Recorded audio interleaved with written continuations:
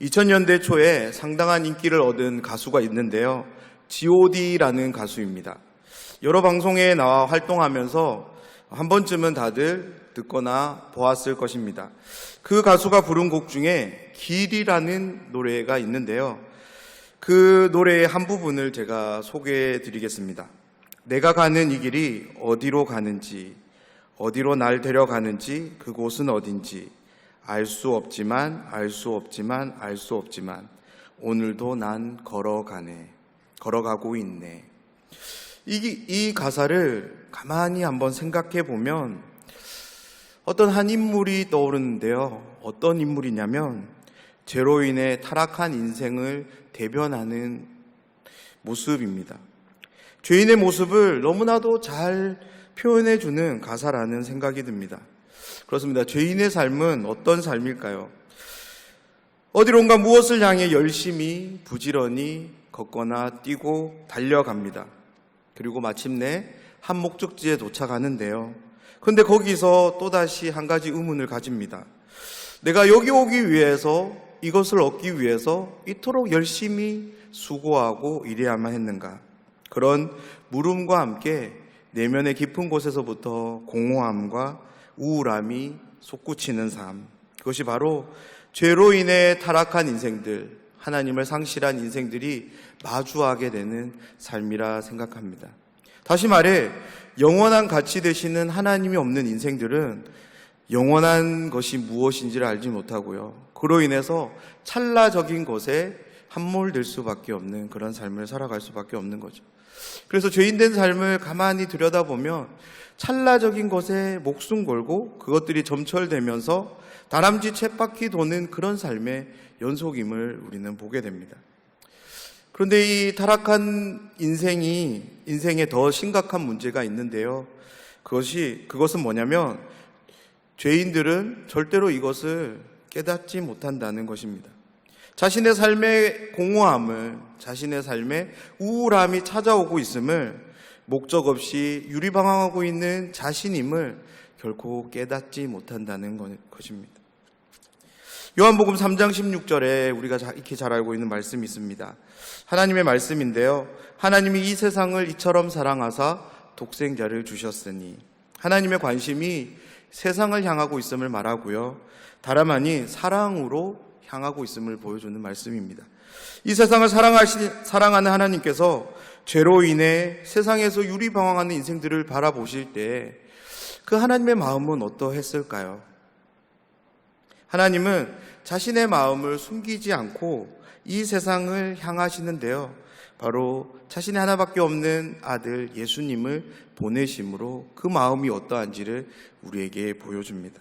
죄로 인해 하나님을 마주할 수 없게 된 사람들, 그로 인해 모든 것이 하나님의 창조의 목적과 전혀 무관한 삶을 살아가게 된 그 사람들을 보면서 하나님은 이런 생각을 했던 것 같습니다. 다시금 창조의 목적대로 되돌리고 싶은 생각, 다시금 하나님과 마주할 수 있는 사람으로 되돌려 놓기 위해서 하나님은 하나님이신 예수님을 이 땅 가운데 보내셨습니다. 사랑의 아들이신 예수님, 그분의 이 땅에 오심은 복음인 거죠. 기쁜 소식이 됩니다. 창조의 목적을 회복하는 일도, 하나님을 마주할 수 있는 일도 사람의 힘으로 할 수 없기에 예수님의 오심은 우리에게 기쁜 소식이 됩니다. 왜냐하면 예수님으로 인해 그 모든 것들이 시작되고 회복되고 완성되기 때문에 그렇습니다. 예수님의 오심은 적어도 자신이 죄인임을 고백하는 사람들에게는 정말이지 기쁜 소식입니다. 복음이 됩니다. 사랑하는 여러분, 오늘 저는 여러분과 함께 복음이 주는 기쁨에 대해서 함께 말씀을 나누려고 하는데요. 오늘 본문을 통해서 특별히 맹인이 눈을 뜨고 복음이신 예수님을 만나면서 변화되어지는 그 맹인의 믿음을 통해서, 또한 맹인이 고백하는 그 신앙 고백의 확장을 따라가면서 우리의 믿음과 신앙 고백을 한번 돌아보는 시간이 되면 좋겠습니다. 또한 다시 한번 이 말씀을 통해서 복음이신 예수님을 만나는 은혜가 있기를 간절히 소원합니다. 함께 나눌 말씀은 9장 전체의 이야기인데요. 내용이 너무 길어서 오늘 1절부터 12절까지만 읽었습니다. 9장 전체를 우리가 조금 잘 이해하기 위해서 먼저 좀 생각해야 될 것이 있는데요. 먼저는 우리가 이 9장에 어떤 인물이 나오는지를 한번 생각해 보면 좋겠습니다. 어떤 주인공들이 나오는지 말씀을 드리고 싶은데요.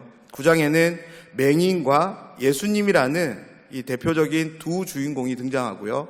그 주인공과 함께 제자들, 그리고 바리새인들, 그리고 맹인의 부모가 나옵니다. 요한은, 이 말씀을 기록한 요한은 오늘 본문을 기록하면서 내용의 의미를 잘 전달하기 위해서 이 각각의 주인공들이 어떤 이야기를 하고 있는지를 균형 있게 잘 배열해 두었거든요.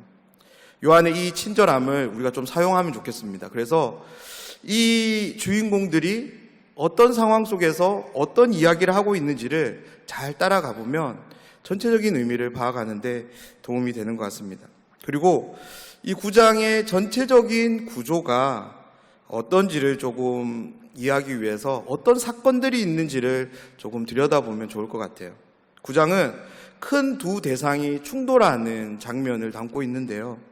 전통이라고 하는 율법과 복음이 충돌되는 장면입니다.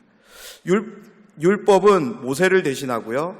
복음은 예수님을 대신하는데 이 율법과 복음의 충돌, 모세와 예수님의 충돌을 담고 있는 것이 9장입니다. 이 두 대상이 충돌하는 상황 속에서 주인공들은 서로 이런저런 이야기를 주고받는 거죠.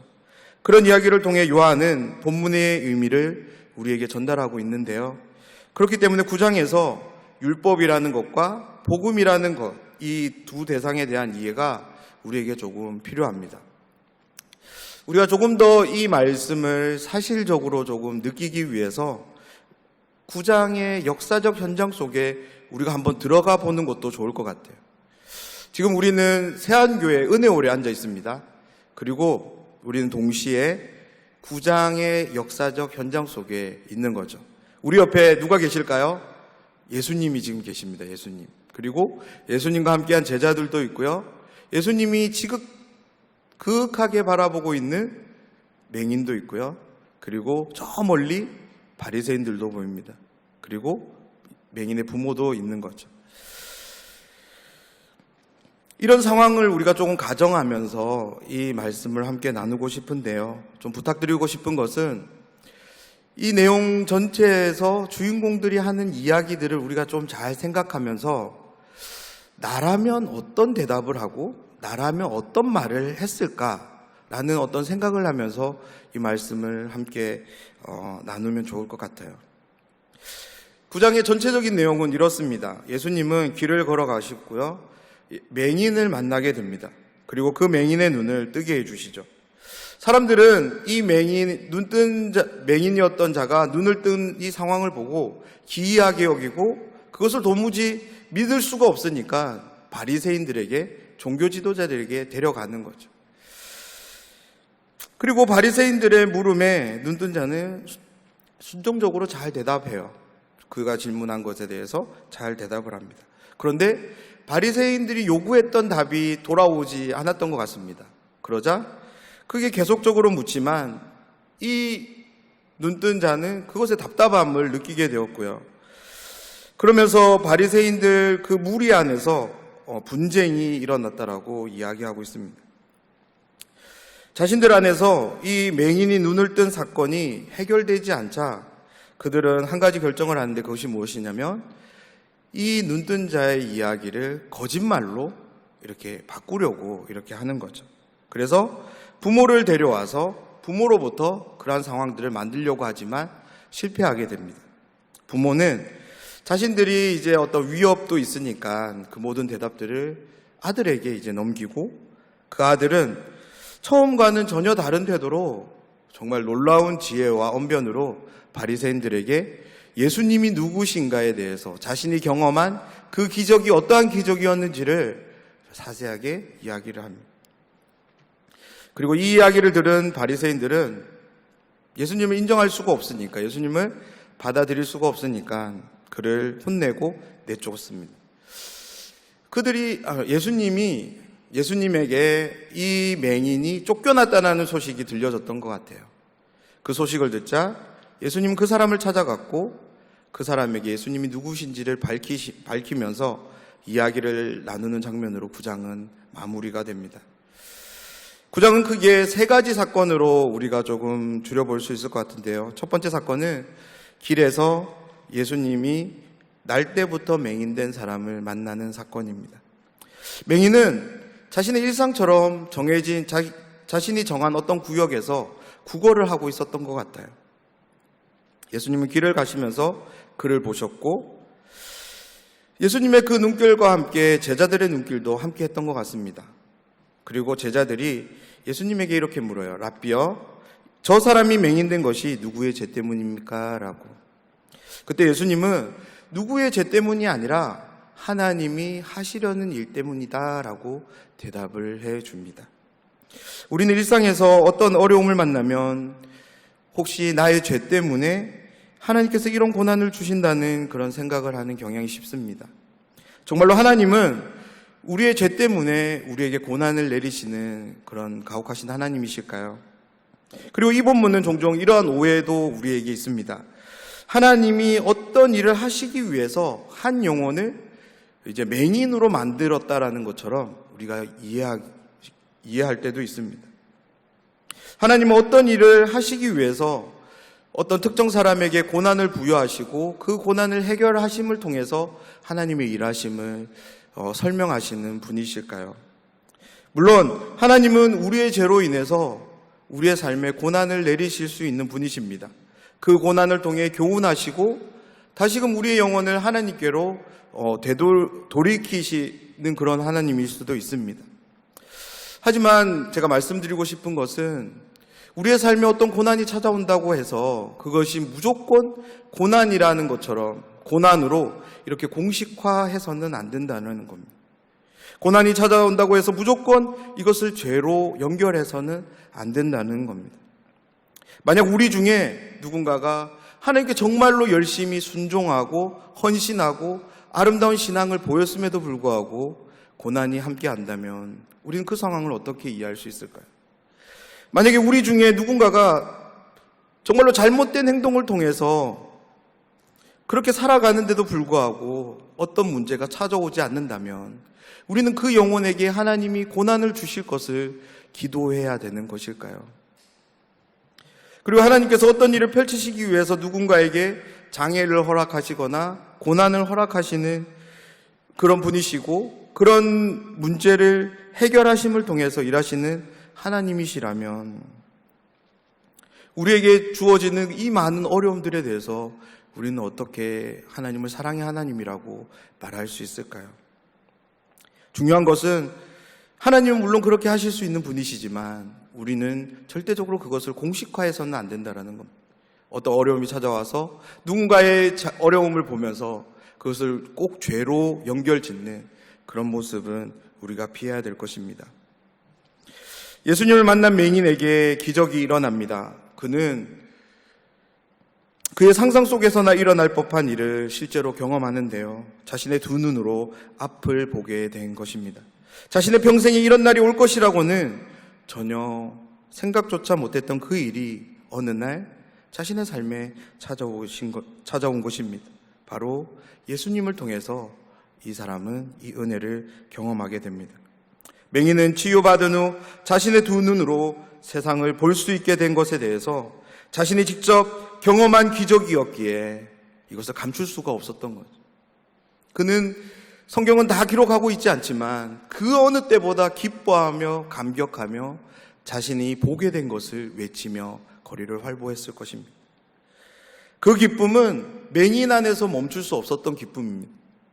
그 기쁨은 맹인의 삶을 초월해서 주변으로 나아갈 수밖에 없었던 것. 그래서 사람들은 맹인에게 찾아왔고 그에게 어떻게 눈을 뜨게 되었는지를 묻기를 시작합니다. 그때 맹인은 그들에게 예수님에 대해 설명하기를 시작합니다. 그런데 이 말씀을 잘 읽어보면 이 맹인이 점차적으로 예수님이 누구신지에 대해서 깊이 생각하고 자신의 고백을 확장해가고 있음을 우리는 발견하게 되는데요.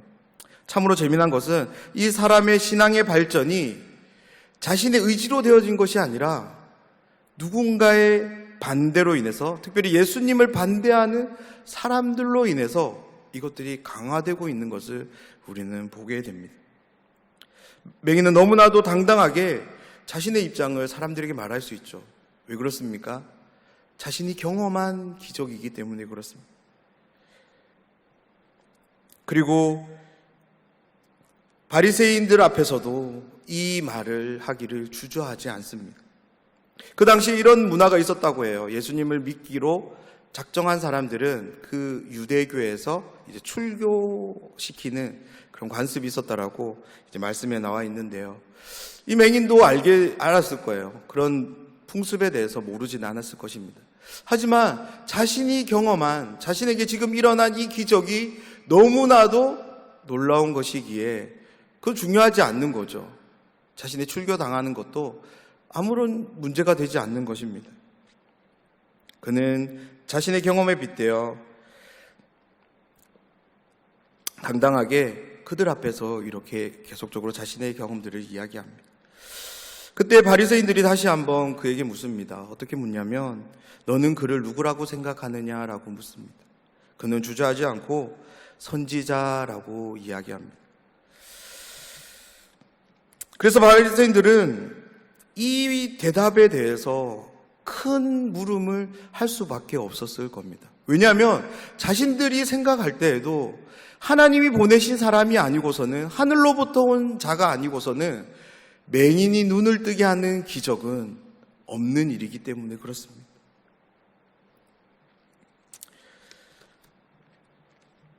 더 나아가서 이 맹인의 믿음의 고백은 예수님을 향해서 하나님으로부터 온 사람, 인자와 주님으로까지 고백됨을 우리는 본문을 통해서 볼 수 있는데요. 어떻게 맹인이 이러한 믿음의 변화를 가질 수 있었는지, 신앙의 고백을 확장시켜 갈 수 있었는지는 바로 예수님을 직접 보았기 때문에, 만났기 때문에, 경험했기 때문에 그렇습니다. 자신이 경험한 경험이 실제인 이상 그 누가 뭐라 해도 출교 앞에서도, 죽임을 당하는 그런 어려움 앞에서도 그는 자신의 증언을 굽힐 수가 없었던 것입니다. 사랑하는 여러분, 이 시간 나를 한번 돌아보면 좋겠는데요. 우리 역시 태어날 때부터 맹인된 사람처럼 맹인이었던 때가 있지 않으십니까? 하나님을 향해 우리 모두는 맹인이었습니다. 하나님을 볼래야 볼 수 없었던, 찾을래야 찾을 수 없었던 것이 바로 저와 여러분의 모습이었습니다. 맹인을 찾아가신 예수님처럼 예수님 우리의 삶에 찾아오셨고, 맹인의 눈을 뜨게 하신 것처럼 우리 영혼의 눈을 뜨게 하셨습니다. 사랑하는 여러분, 예수님과의 만남이, 예수님과의 놀라운 기적이 우리에게도 있지 않으십니까? 지금 내가 예수님을 주와 그리스도로 고백하는 그 예수님이 2000년 전 오늘 성경에 기록된 맹인이 만난 예수님과 동일한 분이십니까? 만약 동일한 예수님을 주와 그리스도로 고백하고 있다면 지금 나의 믿음은 어떠해야 할까요? 맹인의 믿음은 시간과 상황이 변해감에 따라서 예수님을 향한 믿음과 신앙의 고백이 점차적으로 확장되고 성숙되고 온전해지고 있음을 우리는 보게 됩니다. 그렇다면 우리의 믿음과 우리의 신앙의 고백은 어떠해야 될까요? 동일한 예수님을 믿는다면 우리의 삶 속에서도 시간의 그 흐름에 따라서 성숙되고 온전해야 될 줄 믿습니다. 지금 내 안에 있는 믿음은, 내가 하나님 앞에 드리고 있는 고백은 어떠십니까? 어제보다는 더 나은 고백으로 오늘 함께하고 있으십니까? 하나님 앞에서 어제보다 더 나은 믿음으로 서 계십니까? 신앙의 고백이 아름답게 여러분의 삶을 조명해 주고 계신가요? 성경은 예수님을 만난 사람들에 대해서, 복음을 만난 사람들에 대해서 한결같은 모습을 우리에게 보여주는데요. 성경뿐만이 아니라 2000년 기독교 역사를 통해서도 이 모습은 동일하게 나타납니다. 그것이 무엇이냐면 점진성이라는 거예요. 복음은 절대 한 곳에 머물러 있지 않고요. 예수 그리스도의 진리는 결코 한 곳에 가둬둘 수 없습니다. 끊임없이 새 길을 만드는 것이 복음인 줄 믿습니다. 계속적으로 그 길을 확장해가는 그 힘이 복음 안에 있는 줄 믿습니다. 그것이 복음입니다. 그것이 예수님을 만난 사람에게 나타나는 삶인 것입니다. 그런데 여기에 놀라운 신비가 있는데요. 그 복음의 점진성은 기쁨과 함께 한다라는 거예요. 환난과 핍박이 찾아와도, 고난과 심지어 죽음이 앞에 놓여진다 할지라도 그 기쁨과 함께 복음은 흘러간다라는 것입니다. 복음은 그 기쁨과 함께 그 모든 것을 뚫고 나아간다라는 것입니다. 복음이 어떻게 멈추지 않고 계속적으로 흘러갈 수 있을까요? 그것은 바로 기쁨 때문입니다. 이 기쁨을 누려본 사람이라면 이 마음을 조금 공감하실 수 있을 것 같습니다. 분명히 기쁜데 정말 끊임없이 하염없이 눈물이 흐릅니다. 눈물이 흐르면 마음이 먹먹하고 마음이 아프고 힘들어야 되는데 그런 것 같지는 않아요. 끊임없이 무언가가 요동치고 뭔가가 힘있게 발동되는 그런 느낌이 있습니다. 하지만 끊임없이 눈물은 흘러요. 하지만 결코 이것을 슬픔이라고 말하고 싶지는 않은 것 같아요. 계속적으로 내 안에서 일어나는 것은 기쁨인 것 같아요. 그런 점에서 예수 그리스도를 통해서 찾아오는 기쁨은 세상의 기쁨과는 전혀 다른 것 같습니다. 그냥 단순히 조금 다른 것이 아니라 질적으로 완전히 다른 것 같아요. 이 기쁨을 누려본 사람은 적어도 그 기쁨이 어떠한 기쁨인지는 알 것 같습니다.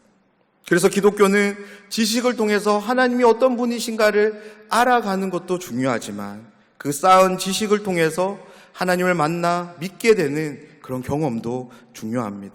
예수님이 누구신지에 대한 경험, 그 경험을 통해 찾아오는 기쁨은 경험해 본 사람이라면 적어도 그의 삶에 환난이 찾아왔을 때, 핍박이 찾아왔을 때 결코 그 환난 앞에, 핍박 앞에 좌절되지 않는 것 같아요. 심지어 고난이 찾아온다 할지라도 그 기쁨을 힘으로 삼아 그것을 넘어가는 힘이 이 기쁨을 소유한 자들에게 있는 것 같습니다. 사랑하는 여러분, 그 기쁨이 오늘 우리를 여기에 지금까지 오게 한 줄 믿습니다. 그런데 그 기쁨이 여전히 여러분과 함께하고 계십니까? 여전히 그 기쁨이 여러분 안에서 하나님을 향해 메아리 치고 계신가요? 오늘 이 말씀을 통해서 다시 한번 예수님을 만나시고 그 예수님을 통해 복음의 기쁨을 회복하는 저와 여러분 되면 좋겠습니다. 예수님을 만난 맹인은 눈을 뜨게 되었습니다. 맹인에게 있어서 가장 복된 소식은, 복음의 소리는 볼 수 있게 된다라는 소식이었을 것입니다. 실제로 그가 보게 된다라면 그 사건은 그에게 있어서 정말 복음일 것입니다. 가장 복된 사건으로 그와 함께 할 것입니다. 맹인은 예수님을 만나게 되었고 그 복음을 경험함을 통하여서 보게 되었습니다. 하지만 맹인이 고침받은 것은 단순히 어떤 육체의 결함을 해결받은 것만이 아니었습니다. 그에게 영적인 치유 또한 일어났는데요. 이 세상에서 진정한 맹인은 어떤 의미에서 영적인 맹인이라는 생각이 듭니다. 예수님을 하나님의 아들로, 메시아로, 하나님이 보내신 사람으로 바라보지 못하는 것, 그렇게 인정하고 고백하지 못하는 것, 그것이 영혼에 있어서 가장 큰 문제, 영혼의 맹인이 아닐까요? 물론 육체의 고침을 받는 것도 큰 기적입니다. 큰 은혜이고요. 그런데 영적인 고침은 더욱더 큰 은혜고 기적인 줄 믿습니다. 맹인이었던 사람은 예수님의 긍휼하심으로 말미암아 눈을 뜨게 되었고 마침내 빛을 보게 되었습니다. 하지만 맹인 앞에 펼쳐진 빛은 뜨거운 태양빛만이 아니었는데요. 바로 빛이신 예수님도 그곳에 함께 계셨습니다. 그래서 두 번째 사건은 맹인 되었던 사람이 바리새인들 앞에 서는 사건인데요. 맹인에 비해 바리새인들은 두 눈을 뜨고 살아갔습니다. 자신들은 이 세상을 그 누구보다 정확하게 바라보고 확신하는 삶을 살아간다라고 생각했습니다. 그들은 전통에 얽매여, 더 정확하게 말하자면 전통을 통해 자신들의 유익을 구하고 자신들의 그런 권위를 채우기 위해서 예수 그리스도로부터 주어지는 복음을 거절했던 사람이었습니다. 마치 율법을 준수함으로 하나님을 사랑하고 하나님을 믿는 것처럼 그들은 주장했지만 실상은 하나님을 믿지 않는 예수님을 거절하는 사람들이었습니다. 그야말로 진정한 맹인들이었습니다. 자신들이 맹인인지도 모르는 바리새인들은 하나님을 볼 수 없었습니다. 자신들의 눈앞에 놓여진 부와 권력을 붙잡기가 너무나도 바빴기에 그들은 하나님을 향할 그런 틈이 없었던 거죠. 그래서 예수님이 하나님으로부터 온 사람인 것을 그들은 결코 인정할 수 없었던 것입니다. 그리고 그러던 그들에게 한 가지 문제가 일어났는데요. 그 어떤 문제냐면 맹인이 앞을 보게 된 사람을 자신들 앞에 데리고 온 것입니다. 이 사람을 데리고 온 사람들은 바리새인들을 통해서 한 가지 판단을 기대했던 것 같습니다. 바리새인들이 이 상황을 어떻게 판단하고 이 사람을 고쳐준 예수님에 대해서 어떻게 이야기할지를 조금 기대했던 것 같습니다. 그들이 과연 예수님을 하나님으로부터 온 사람으로 인정하는지 안 하는지를 이들은 주의 깊게 봤을 것 같습니다. 바리새인들은 예수님을 인정하면 안 되었기에 그 무리 중 한 사람이 이런 이야기를 해요. 다분히 예수님을 인정하지 않기 위해 꼬투리를 잡은 것인데요. 어떤 꼬투리를 잡았냐면 안식일이라는 율법을 꼬투리 잡아서 예수님이 결코 하나님이 보내신 사람이 아님을 논리로 펼치는데요. 율법을 범한 사람이 어떻게 하나님이 보내신 사람이 될 수 있겠느냐라는 것이 바리새인들의 주장입니다. 하나님께서 어떻게 그 죄인에게 그러한 능력을 부여하시는가입니다. 하나님은 결코 그럴 수 없다라는 거죠. 하나님은 죄인에게 그러한 능력을 주시는 그런 하나님이 아니시라는 겁니다. 그런데 그런 주장이 터무니없는 게 눈을 뜬 사람이 바로 자신들 앞에 있기 때문에 그렇습니다. 바리새인들은 어떻게든 이 문제를 해결하고 싶은 거예요. 예수님도 인정하지 않고 이 눈뜬 자도 실제로 눈을 뜬 것이 아닌 것처럼 만들고 싶었던 거죠. 그래서 이 문제를 해결하기 위해서 다그치며 그에게 다시 한번 묻는데요. 너는 그를 누구라 생각하느냐라고 묻습니다. 눈을 뜬 사람은 진중하게 단언으로 얘기합니다. 선지자입니다.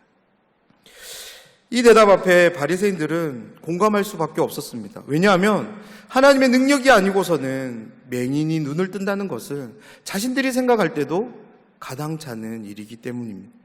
무엇보다 이사야 선지자를 통해 장차 오게 될 메시아, 그분이 어떤 일을 하실 것인지 그들은 알고 있었기에 눈먼 자가 눈을 뜨게 되는 이 상황을 그들은 결코 가볍게 여길 수 없었던 겁니다. 예수님을 부정해야만 했는데 예수님을 부정할 수는 없고 그들은 정말 어려움에 빠진 거죠. 그때 한 가지 꾀를 내는데요. 그 꾀가 무엇이냐면 자신이 눈을 떴다라고 이야기하는 이 사람을 거짓말하는 사람으로 만드는 것이었습니다. 그의 말을 믿지 않는 것으로 꾸미는 것이 이들이 만든 꾀였습니다. 그래서 그와 함께 그의 부모를 불러 이 상황을 정당화시키려는 것이 바리새인들이 만든 꾀였습니다. 그래서 바리새인들은 부모를 부릅니다. 그리고 부모에게 묻기를 시작합니다. 부모의 대답인데요. 20절, 21절 말씀을 제가 한번 읽어드리겠습니다. 그 부모가 대답하여 이르되 이 사람이 우리 아들인 것과 맹인으로 난 것을 아나이다. 그러나 지금 어떻게 해서 보는지 또는 누가 그 눈을 뜨게 하였는지 우리는 알지 못하나이다. 그에게 물어보소서. 그가 장성하였으니 자기 일을 말하니라. 다음 구절에서 우리가 알 수 있듯이 예수님을 믿는 자들을 유대교에서 출교하고 그들을 배척하는 분위기가 이 당시에 조금 만들어졌던 것 같습니다. 그래서 이 부모들은 그 두려움에 휩싸였고 자신들이 대답을 하게 되면 그 두려움이 찾아오게 되니까 이 대답을 자신의 아이들에게 돌리고 있습니다. 그런데 여기에 우리가 조금 한번 생각해 볼 것이, 이 상황이 단순히 그냥 부모가 아들에게 이 대답을 돌리는 사건만은 아닌 것 같아요. 앞서 예수님이 어떤 이야기를 하셨나요? 이 맹인을 통해서 하나님이 하실 일을 나타내려 하신다라는 말씀을 하셨습니다. 저는 이 장면에서 하나님의 개입이 있다고 생각을 해요. 부모가 대답을 할 수도 있지만 하나님은 이 맹인을 통해서 예수님이 누구신가를 증거하기를 원하셔서 이 아들을 하나님은 등장시키는데요. 하나님은 이 맹인된 자를 통해서 예수님이 누구신가를 바리새인들에게 증거하기를 시작하십니다. 바리새인들은 두 번째 다시 이제 그 맹인된 자에게 묻기를 시작하는데요. 이렇게 다그치며 말합니다. 너는 하나님께 영광을 돌리라 라는 말로 그에게 질문을 시작합니다. 여기서 이 말은요, 너가 눈을 뜨게 되었으니까 하나님께 감사하고 찬양으로 영광을 돌려라 라는 이런 의미로 결코 사용되지 않았습니다. 바리새인들이 어떤 말로 이 말을 사용했냐면, 하나님이 지금 여기 계시면서 너를 지켜보고 있으니까 너는 거짓말하면 안 된다고. 너가 경험한 것을 사실대로 이야기하라고, 바른 대로 이야기하라는 그 말을 이렇게 돌려서 이야기하고 있는 것입니다. 이 말을 듣자 맹인되었던 자가 조금 화가 난 것 같습니다.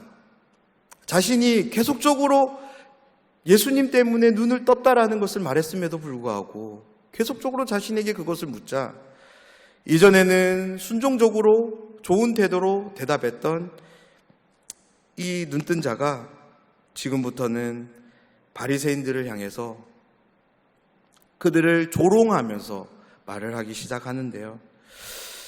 내가 이미 말했는데도 왜 너희는 듣지 않냐고.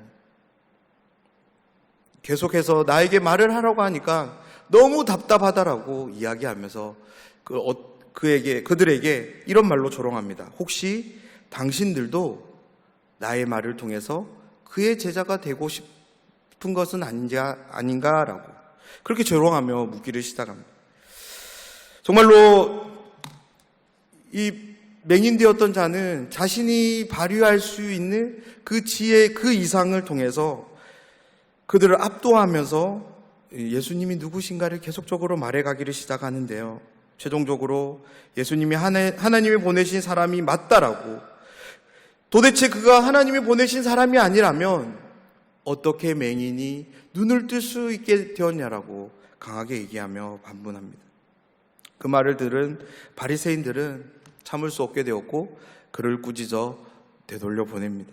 사랑하는 여러분, 복음이 아무리 복음이라 할지라도 그 복음이 복음되기 위해서 필요한 것이 있는데요. 그것은 바로 하나님의 은혜입니다. 하나님이 은혜를 주셔야 하지만 복음은 복음이 될 줄 믿습니다. 아무리 화려한 화술을 가진 사람의 말이 그 사람에게 예수님이 누구신가를 전할 수는 있어요. 놀라운 설득력을 가진 사람이 예수님에 대해서 누군가를 설득할 수는 있습니다. 하지만 하나님의 은혜 없이는 복음이 복음 될 수 없고요, 예수님이 예수님 될 수 없음을 믿습니다. 예수님을 하나님이 보내신 아들로서, 예수님이 하나님이 보내신 메시아로 믿기 위해 우리에게 필요한 것이 있다면 그것은 바로 하나님의 은혜입니다. 하나님이 주시는 이 은혜를 통해서 우리는 비로소 예수님을 예수님으로 만날 수 있고요, 비로소 우리의 인생의 주님과 그리스도로 고백할 수 있는 것입니다. 그런 점에서 날마다 우리에게 기도되어져야 될 것이 있는데요, 그것은 바로 이 은혜에 대한 요청입니다.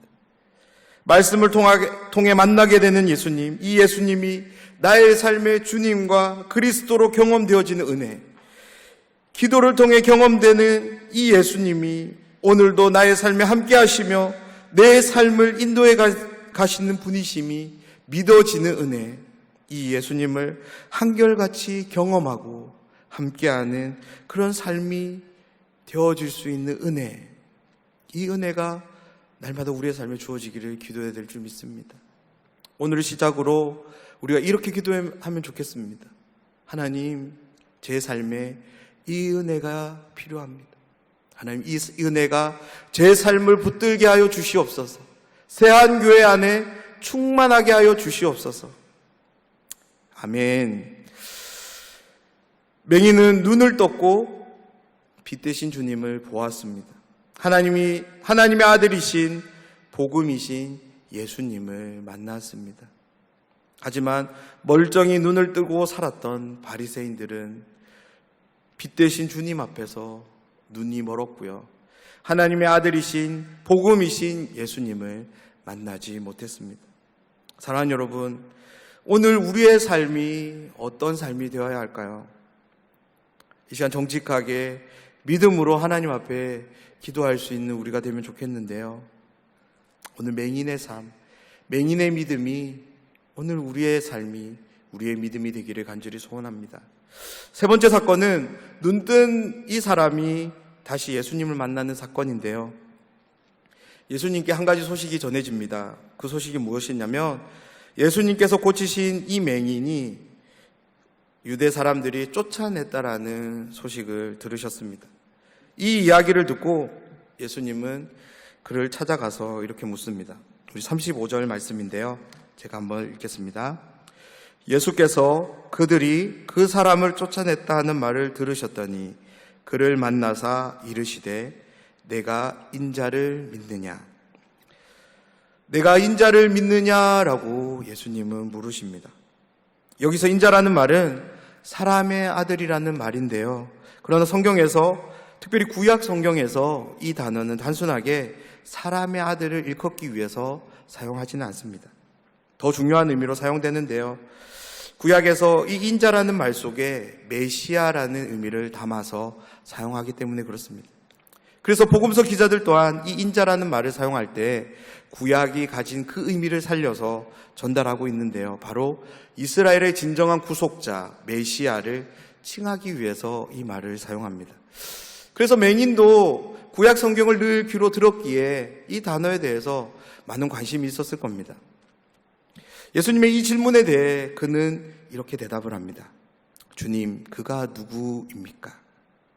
내가 믿고자 합니다. 그때 예수님은 내가 인자다라고 말씀을 하십니다.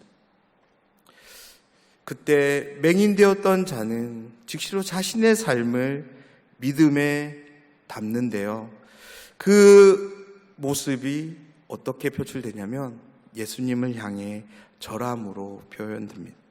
여기서 절하다라는 이 말은 프로스퀴네오라는 말인데요. 이 단어는 절하다라는 말과 함께 경배하다, 예배하다, 납작 엎드리다, 최고의 존중을 표하다라는 의미가 담겨져 있습니다. 맹인되었던 자는 자신이 인자이심을 밝히는 예수님 앞에 자신이 드릴 수 있는 최고의 가치를, 최고의 존중을 드립니다. 납작 엎드림으로 예수님을 그렇게 높이고 있습니다.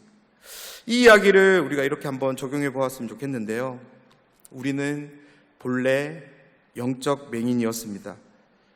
그러나 빛이신 예수님께서 우리에게 다가오셔서 우리로 하여금 앞을 볼 수 있게 해주셨습니다. 그 결과로 우리는 빛을 보게 되었습니다. 그렇다면 왜 나를 하나님은 찾아오셨고 다른 누군가도 아닌 나를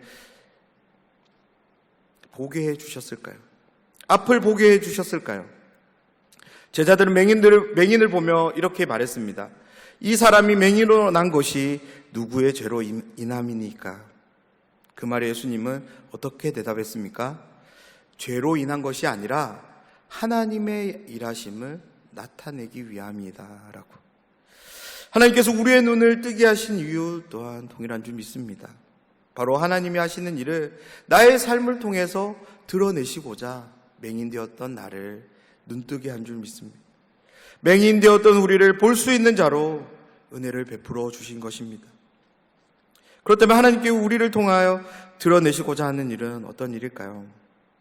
바로 예수님을 만나기 이전 우리들처럼 영적으로 맹인된 자들, 그 영혼들에게 찾아가서 나의 눈을 뜨게 해주신 그 예수님을 소개하는 그 일이 우리에게 주어진 줄 믿습니다. 영적인 어둠 가운데 더듬거리며 살아가는 사람들에게 빛 대신 예수님을 소개하고 그 빛 대신 예수님을 통해서 하나님께 나아가도록 돕는 일을 우리에게 부여하시기 위해서 우리를 보게 하신 줄 믿습니다. 그래서 더 이상 어둠 가운데 살지 않도록, 어둠 가운데 방황하지 않고 한치 앞을 내다보지 못해서 더듬거리는 그런 삶에서 벗어날 수 있도록 도움을 도기 위해서 하나님은 우리를 찾아오셨고 우리를 구원해 주신 줄 믿습니다. 하나님께서 밝은 빛으로 비추시는 그 은혜 가운데 함께하는 그런 삶을 함께 초대하기 위해서, 그런 사명을 위해서 우리를 눈뜨게 해주셨는데요. 오늘 우리 안에 이 말씀을 통해 이 맹인의 삶이 우리의 마음에 조금 새겨졌으면 좋겠습니다. 그런 새겨짐을 통해서 우리 안에 한 가지 결단이 일어났으면 좋겠는데요.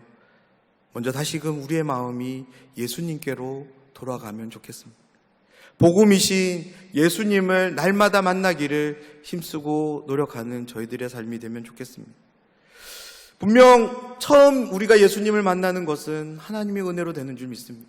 하지만 그 다음 예수님을 만나는 것은 우리에게 필요한 믿음이요 우리의 삶인 줄 믿습니다.